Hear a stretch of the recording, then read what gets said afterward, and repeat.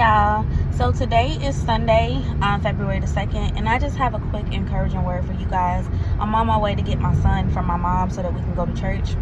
But today I went to God. I was asking God about something. I think it was my best friend. I was asking God, or I was having a conversation with God about my best friend. And I'm very honest with God, and I think I've said this to you guys on this channel before. But I trust God in every other area of my life except for the area with him, because it involves another person, and there's been so much hurt on both our ends. He's hurt me, I've hurt him, and it just seems like it's something that's not doable. And so I was honest with God. I'm like, I trust you in every area of my life except for this area. Like, I do not think that you can bring this thing together. And he sent me some scriptures and stuff like that. And he also showed me my my devotional book that I read every day. He led me to that book. And the title for today is called Unseen Footsteps. And I'm going to post a picture of it.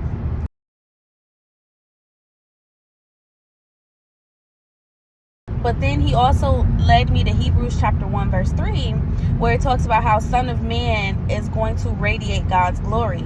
And God, was letting me know, like, this is the processing that's taking place. This is why it's taking so long in XYZ. And so I don't know, but I just had this surge of energy, and I just made a declaration and said I would be married by December 31st, 2025. Like, I would be married by the end of this year. And I really feel like that. And it gave me such a boosted energy. And I'm like, okay, like, that's what it is. And so I was listening to a video, and she kind of somewhat confirmed it. And then it went to another video, and this person started with a month. And I kind of feel like God was saying that's the month that it's going to take place. But I'm like, okay, whatever. Let me just listen to her word. So I was listening to her word, and all these videos are playing automatically. So I'm listening to the word. And she's talking about, after she says the month, she's talking about using what's in your hand. Using what's in your hand. So I asked God, I'm like, well, how, is me using what's in my hand? How can I do that? Because I'm already knowing and understanding at this point, there's nothing that I can do to bring this thing into fruition. Like, it's regarding God's timing. It's regarding when he says so. Like, I'm very much aware of that. So I'm like, when you say use what's in my hand, what do you mean? And he leads me to Exodus chapter 17. Now, the first part of that is when the Israelites are complaining about not having any water, and God tells Moses to use his staff. He says, use the staff that's in your hand and go strike the rock. And when he struck the rock, water gushed out. Now, for me, from a specific story, Moses' staff has always symbolized faith. It's that story of when Moses when the people were fighting and Moses was on the mountain, and every time he stuck the staff up, the people were winning. But whenever his arm would get tired, it would fall. And his hand would fall, the people would start losing. And so the two people that was on the mountain with him, Hur and Aaron, they sat him down on the rock and they held his hand up for him so that the Israelites could beat the Amalekites. Y'all, I always remembered it from that story that staff is going to symbolize faith for me, but I didn't remember where that story was at. It's actually in the latter part of Exodus chapter 17. So I was already in the chapter that says about, what happens. So as I continue reading further, God was confirming to me, all you need is faith. So the thing that's in my hand that I need is faith. I just need faith. Faith and the actionable steps that I can take that will support that faith. So I can't say that I'm going to marry this man by December 31st, 2025, and then the next time we talk, I'm going off on him, or I'm trying to block him, or I'm trying to ignore him for not talking to me. And it's the same thing with anybody else in any other area of life. You can't say You want to own your own business, and you're not talking to people about businesses, you're not networking, you're not researching the business that you want to do, you're not going to school, getting a degree, or just getting the knowledge needed to run that business. You can't say you want to cook and you ain't went to the store and got the ingredients that you need to make the meal. You can't say you want to sing and you're not practicing, your vocal muscles, and you're not finding what songs fit you best, with, whether you should be a soprano or a tenor, whether you could do both. How are you going to say you want these things and you're working toward these things and you're not doing the work that actually has to be put in? And that's where you go to James chapter 2, at the latter part of it, where it's talking about faith without works is dead. You can't have the faith for something and you ain't actively participating in what it's going to take to support and strengthen that faith. You can't say you want this thing. You cannot say you want to be a doctor and you ain't trying to go to med school, and you ain't trying to pick up internships, and you not trying to partner with your local doctor's office to shadow them. That's something that I used to do when I wanted to be a doctor. Every doctor's office I went to, I asked them to be a shadow, and I was a shadow. You can't say you want these things and you are not doing the actionable steps. No, you can't do everything. So no, you want to be a doctor. No, you cannot make a doctor's office allow you to shadow them. No, you cannot force yourself into an internship. But you can try, and you can keep trying, and you can keep striking the rock till the water gushes out. You got to keep going. And so that's to encourage anybody who is struggling with anything where they don't know how they can get this thing into fruition. It's not for you to get it into fruition, but what it is for you to do is to make sure you're doing the things on your end that will let God know that you believe in everything that he's saying to you. Let God know that you really want this thing. You got to put in work on your end as well. And so for me, when it comes to this marriage, there's a certain person that God is calling out of me.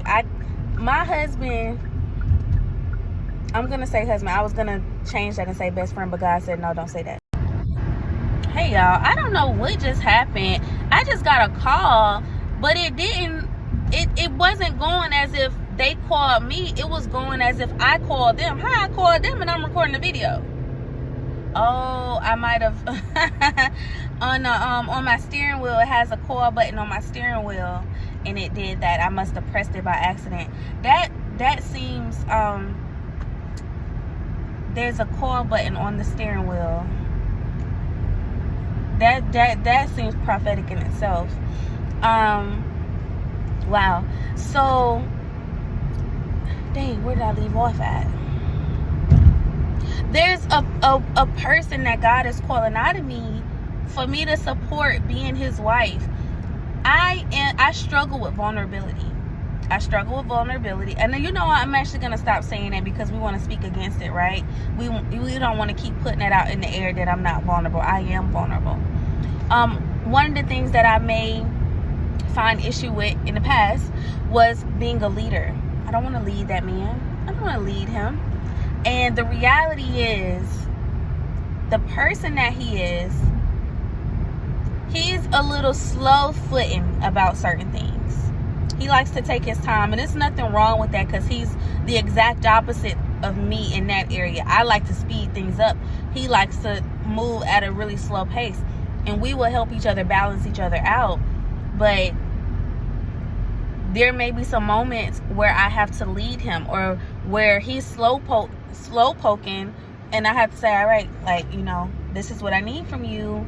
And I have to say it in an encouraging way. Like, I can't bully him into doing things, but I have to, be what he needs, and also be able to get what I need, but in a different type of way than what I have tried in the past. Like, do that make sense? Like, if he's somebody who, I've said before, like, I have to reach out to him when it comes to my son and stuff like that.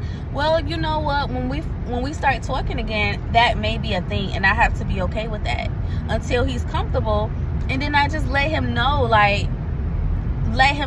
as we continue growing and stuff like that. Like, it's okay for you to reach out for him, and give him the space and time. I think for me, the biggest thing for me is that not necessarily trying to encourage him to do something, but just giving him the space to do it on his own, because he the type of person that he don't want to do what nobody else tell him to do. Like, it has to be his idea, which is what most men are like. But his thing is, he don't want me to have to tell him, I need you to do this, I need you to do that. He wants to do it on his own timing. He wants to feel like he did it on his own. He wants to feel like he did it with nobody else pushing him or encouraging him or anything like that. Like, if you start saying something too much to him, he starts feeling like you pressuring him. That's how he is. He don't like nobody asking him questions. He don't like nobody telling him stuff. So for me, it's just gonna have to be a moment where I sit for a little longer than what I want, and then when we, grow in our friendship and relationship again, it'll be like, the way that I come at him will be a little different. I don't know. I just know that there's a certain version of me that I have not reached at yet. I think I've reached it because we haven't talked, but God knows differently. God knows that I'm not 100% there yet, and that's why we're not talking right now, because I'm not 100% there, and he's not 100% where he needs to be. So, there's certain things that we have to work on. And so, yeah, like, I have my faith. I believe that I'll be married by December 31st, 2025. I believe that I will be married to him by December 31st, 2025. And so now the actionable steps that I'm going to take is continuing to grow in Christ and ensuring that I'm doing everything that he's calling for me to do, so that I'm not delaying in that way, but I'm also being whoever God needs me to be, whatever that looks like. It could change from day to day. Like, I don't know, but God is calling for me to be a specific woman, and I need to make sure that I'm that woman before I walk into any friendship with him. Like, before I even be trying to be friends with him again, I need to make sure that I can be who God is calling me to be, because this is a struggle that we shouldn't have to face again. Like, we shouldn't have to go through this again, right? So, all right, y'all, I'm here to get my baby. I gotta go get him dressed and stuff like that, but I will see y'all, I don't know when. I have to record a video and post it this week, but I will see you all later. You all have a blessed Sunday and enjoy your day. Hey y'all, so I'm just getting out of church, and listen, let me tell you, God, so after I said my little prayer earlier today, when I asked God, if all I needed was faith, and he told me, yeah. Again, in Exodus chapter 17,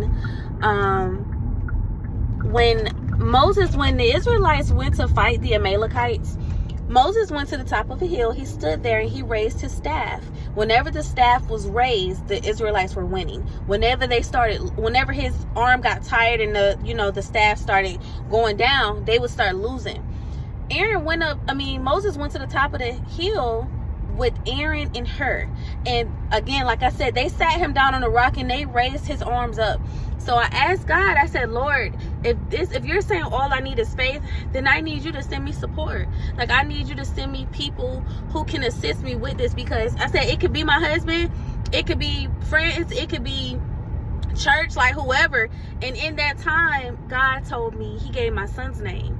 As of recently, my son prays every night and every morning, and he prays for a Model X Tesla. He said in 2006, he wanted in 2026. He prays for money so he can get rich.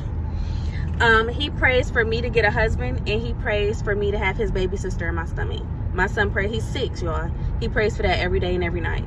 He will come to me when he get out the shower. He will come to me wherever I am in the house, and he will grab my hands and he'll say, let's pray.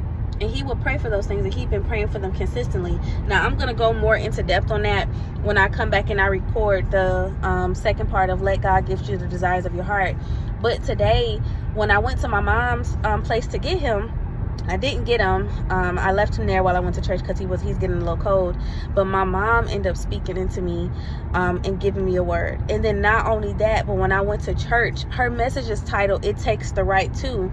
And it's so funny that she said that, because I already knew in my mind, like when I said, faith without works part, I don't mean that the work that I'm doing is just for me to be a wife. Like, I'm not just actively doing things that have anything to do with him. Like, this is the work that God is going to do within me right now. This don't have nothing. the marriage just benefits from the work that God is going to do in me. This is not just about no marriage. Like, the work that God is doing and grooming in me, it don't have nothing to do with him. Because God is using me in so many different places. It's not just in the marriage type thing. It's on my podcast. It's in my books. It's in the other tasks and kingdom assignments that God had me in. So it's not just about him. And so she confirmed that.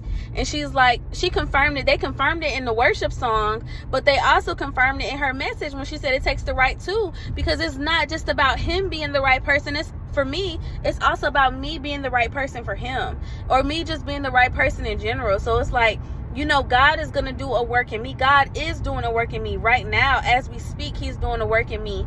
And I just thank him for confirming that through my mom, because my mom said it too. Like, you know, it's not always just about you. And my mom, her story is a testimony, because when she separated from my stepdad, I knew they was going to get back together, but she didn't see it and he didn't see it. And now she's talking to me and she's telling me, like, he even still has some of the same issues, but she handles it differently now. And she don't do all the fussing and nagging like she used to do. Oh, you late with this? I need you to do this. I keep asking you this. She lets him know what she needs done, and she goes to him and she reminds him, and she'll just stay on him, and he handles her with a softer tone now, and they talk and he listens more. And I'm getting emotional, but it's like, you know, sometimes, y'all, it's not just about who or what our person is doing or being towards us. It's also about us. It's about our response. It's not even how we act, because I could say I'm not a person who act out or who do that. Like, I don't do that, but it's how I respond to what he doesn't do, or how I respond to what I feel like he should be doing. We have to work on how we respond. And so God is working on me. God is doing a thing in me, and that's why this separation is needed, which is fine. Like, even though I be missing him sometimes, it's fine, because like I said, what we went through, I don't want to go through that again. And I know we have to be in each other's lives. Like, I know we have to. That's a God thing, y'all. That's not a me thing. That's not a me thing. And I'm gonna even come back and talk to y'all about that. That's not a me thing. I just don't, it's not me just wanting this person in my life. Y'all, if y'all knew how much I go through men when I talk to men, and I'm talking about, because I could like a man today and I would not like him again tomorrow.